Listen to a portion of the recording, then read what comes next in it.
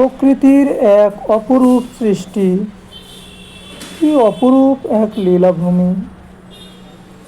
সৃষ্টিকর্তা যে কত সুন্দর, কত সৌন্দর্যপূর্ণভাবে এই পৃথিবীর কোথাও কোথাও এত সুন্দরে ভরিয়ে দিয়েছে, যেগুলো দেখলে ভাবা যায় না যে আমরা কোথায় আছি আর এই সৌন্দর্যের এই লীলাভূমিটা কোথায়।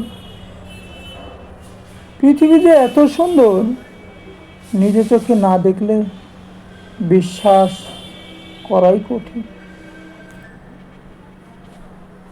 পৃথিবীর সৃষ্টির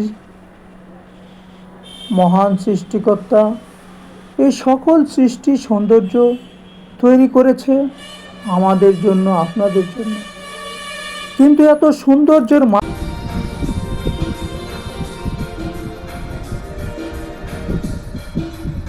ঠিক আছে।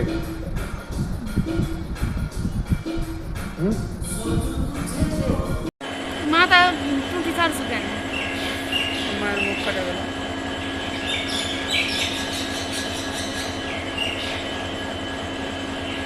তোমার কাজে যাও, দেখাও, ওদের সামনে যাও, আমার দেখাও। আমরা রেল স্টেশনে অবস্থান করছি।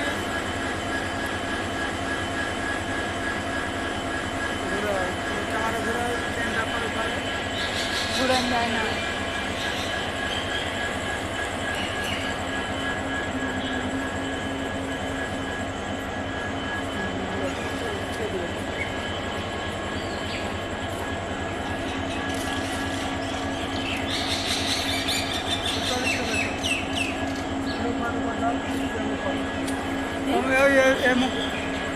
ওপর যাও, এদিকে এসে ওপর যাও।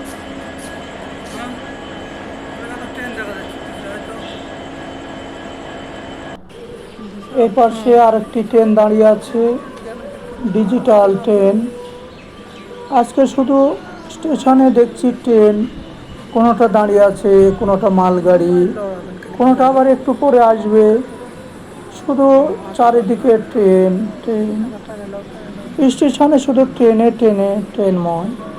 দেখুন ট্রেনটি কতটা লম্বা এবং প্ল্যাটফর্মে এত সুন্দরভাবে দাঁড়িয়ে আছে, যাত্রীরা অনায়াসে পা দিয়ে উঠতে পারে। ট্রেনের সামনের দিকটা, যেখানে ড্রাইভার চালক বসে ট্রেন চালায়, এই সেই আরেকটি ট্রেন চলে আসছে, দেখতে পাচ্ছেন স্টেশনে চলে আসছে আরেকটি ট্রেন। লক্ষ্য করুন ট্রেনের গতি, বিদ্যুতের গতি, ট্রেন চলে বিদ্যুতে। প্রতিনিয়ত একটু পরপর এই কারেন্টে চালিত ট্রেনগুলো স্টেশনে আসছে, কোনোটি যাচ্ছে। এখন যাত্রীরা ট্রেন থেকে নেমে পড়বে। অনেক স্কুলের ছেলে মেয়ে দেখা যাচ্ছে, তারা স্কুল ছেড়ে এলো। আবার অনেক প্রতিদিনের মতো প্ল্যাটফর্মের লোকজন, তারাও নামছে, বাড়ি ফিরছে ট্রেনে। ট্রেনের জার্নিটা খুবই ভালো এবং ট্রেনের জার্নিটা অনেক দ্রুত এবং ট্রেনে চলাফেরা করার শান্তি আলাদা। আর এই ভারতে এই ট্রেনগুলোতে আরও সুবিধা হলো, ট্রেনগুলো একদম প্ল্যাটফর্মে এসে আমাদের সৌরভ গাঙ্গুলি, ক্রিকেটার সৌরভ গাঙ্গুলি, এখন দেখুন এই যে ট্রেন কোথায় থেকে চালিত হয়, সেই চালকেরা যেখানে বসে ট্রেন চালায়, এই ট্রেনটার শুধু এই বাক্সর মতোই কয়েকটা সুইচ আর এইটুক দিয়ে কিন্তু এত বড় ট্রেনটি চলে। কারণ এই ট্রেনটির ইঞ্জিন নেই, মেশিন নেই, কারণ এটি চলে কারেন্টে। আর কারেন্টের জন্য সামান্য কিছু হলেই, এই শুধু সুইচগুলো থাকলেই ট্রেন চলে। এই ট্রেনের এই মেশিনগুলো কিন্তু পুরাতন অনেক। এই ট্রেনটি অনেকটা পুরাতন, কারণ